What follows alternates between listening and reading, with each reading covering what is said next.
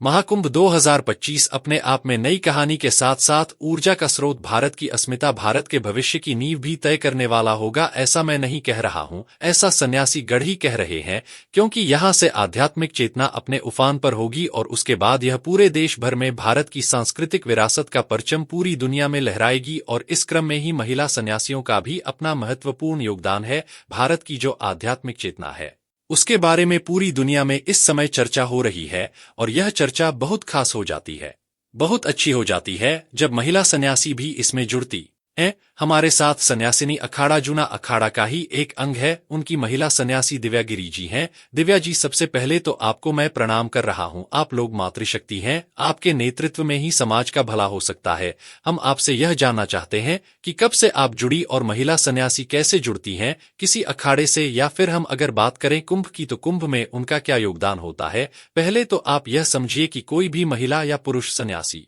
कैसे होता है और जुड़ता कैसे है। तो ये जो 13 अखाड़े होते हैं, इनमें से कोई ना कोई उसके गुरु होते हैं। वह महिला भी हो सकते हैं, पुरुष भी हो सकते हैं। तो जब उनकी दीक्षा होती है, आश्रम भी हो सकता है, मंदिर भी हो सकती है, कोई भी धार्मिक संस्थान हो सकता है, वहां उसकी पंच दीक्षा होती है।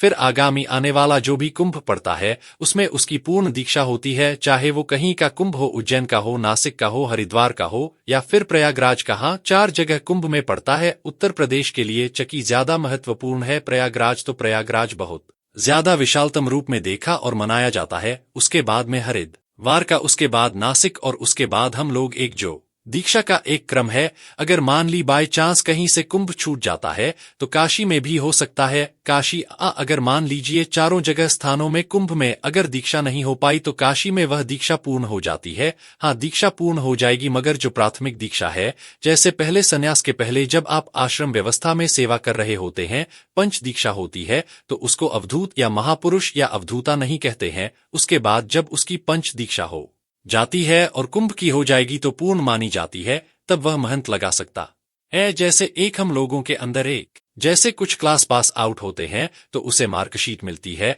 तो ऐसे ही हम लोगों में एक मोहर छाप चलती है। तो उसमें जब आपका नाम कुंभ के संस्कार के बाद लिखा जाता है तो महंत ही लिखा जाएगा। फिर आपकी योग्यता, आपकी शैक्षिक योग्यता या अन्य जो भी आपके पास में आध्यात्मिक रोवर है, उसके अनुसार फिर वह श्री महंत हो सकते हैं। और आजकल तो बहुत ज्यादा ट्रेंड में महिलाएं हैं तो मंडलेश्वर हो जाती हैं, और मुझे लगता है ज्यादा दिन तक वह दूरी नहीं है, महिला शंकराचार्य भी हो जाएंगी आप निश्चित तौर पर। जिस तरह से आप लोग प्रयास कर रही हैं और जिस तरह से महिलाएं अध्यात्म की तरफ बढ़ रही हैं, आध्यात्मिक चेतना का जिस तरह से विकास हो रहा है, निश्चित तौर पर वह दिन दूर नहीं है जब महिलाएं महामंडलेश्वर और उसके बाद आदि गुरु शंकराचार्य की परंपरा जो है, पीठों के शंकराचार्य के रूप में भी आएंगी। आप कहां से संबंध रखती हैं, कहां से आती हैं? जी, मेरा नाम दिव्या गिरी है। मैं श्री मनकामेश्वर महादेव मंदिर पड़ता है जो कि लखनऊ में स्थित है। मैं उसकी व्यवस्था लखनऊ से। आप यहाँ कब आई, क्या व्यवस्थाएं यहाँ है और आप लोग कैसे यहाँ रह रही हैं? जी, जैसे श्री पम जोना के चकी ये गवर्न करता है संन्यास अखाड़ा, तो सारा कुछ तो खैर वही लोग मैनेज करते हैं। एक व्यवस्था के रूप में हम लोगों को व्यवस्था दे लेते हैं। जैसे हर कुंभ में एक विशिष्ट व्यक्ति को वह कहीं से भी हो सकता है। जैसे राधना गिरी जी है, आप हरिद्वार से हैं, आप भी बाराबंकी से, अनन्य जगहों से सार महिलाएं हमारी उपस्थित है। तो वो एक जिम्मेदारी के तौर पे, जैसे इस बार की जिम्मेदारी हम लोगों को दे रखा है कि आप स्यास अखाड़ी के अध्यक्ष है, तो ऐसे ही हर कुंभ में चेंज हो जाएंगे अध्यक्ष। अच्छा, मतलब ये एक कहे कि रोटेशन है कि इस बार आप जो है सन्यासिनी अखाड़ा की अध्यक्ष है।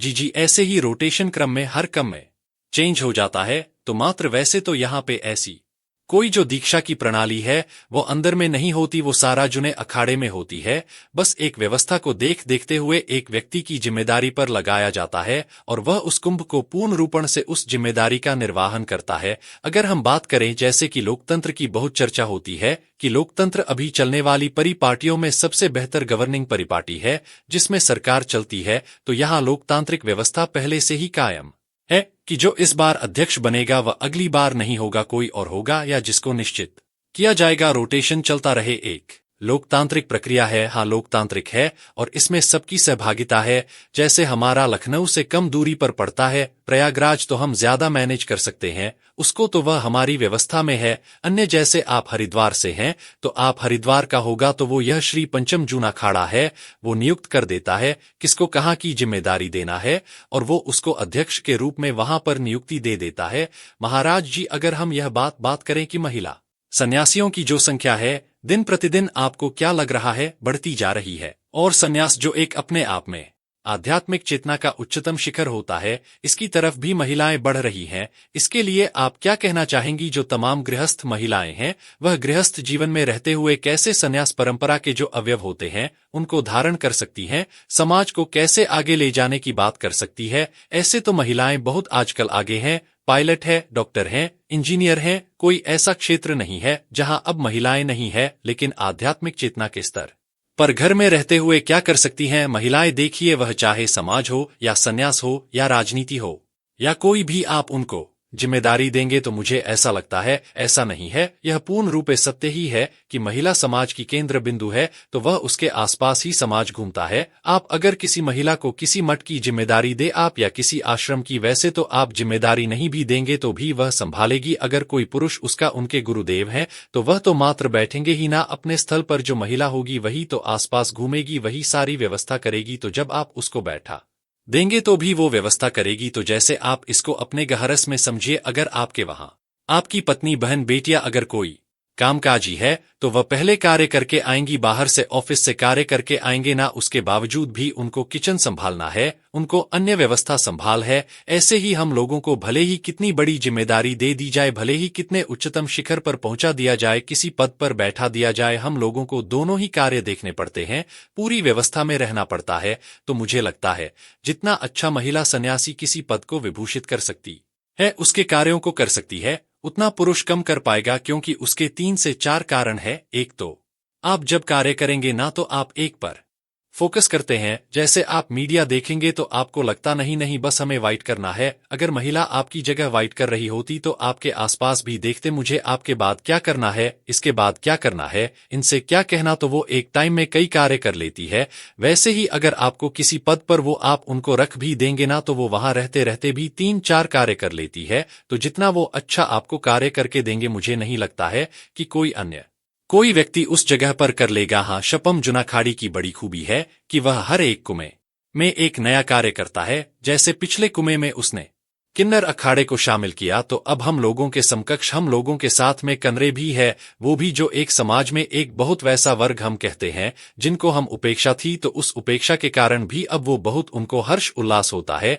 हम लोगों के साथ रह के अच्छा महसूस करते हैं। अब तो हर सन्यासिनी किन्नर को भी अपनी दीक्षा देती है, तो सब लोग को साथ में लेकर चलने का जो यह प्रावधान है, मुझे लगता है यह श्रीपंग दजुना केड़ा और किसी भी अखाड़े में उतनी प्रमुखता के साथ नहीं किया जाता है। श्री पंच दशनाम जूना अखाड़ा अपने आप में बहुत अनूठा है। कुछ न कुछ, जैसा आपने बताया कि हर कुंभ में कुछ नया करते हैं, कुछ नयापन आता है, और एक जो रूढ़िवादिता करने की बात होती है वह जुना अखाड़े में नहीं है, ऐसा आप कह रही हैं। ऐसा उनके कार्यों से परिलक्षित भी होता है। हम आपसे यह जानना चाहेंगे कि सरकार के स्तर पर जैसे जूना अखाड़ा बहुत कुछ परिवर्तित करता रहता है, कुछ नयापन लाने की कोशिश करता है, पुराने को समेट हुए नया कुछ करने का प्रयास करता है, तो जो यह महाकुंभ 2025 है, इसमें सरकार की तैयारियों को आप कैसे देख रही है? क्योंकि आप यहां आई है तो आप कैसा महसूस कर रही है कि चाहे हरिद्वार का कुंभ हो, चाहे उज्जैन का कुंभ हो, या फिर जहां भी कहीं कुंभ होता है, 4 जगहों पर जो होता है, हरिद्वार, उज्जैन, नासिक, प्रयागराज, और यह तीर्थराज प्रयागराज है,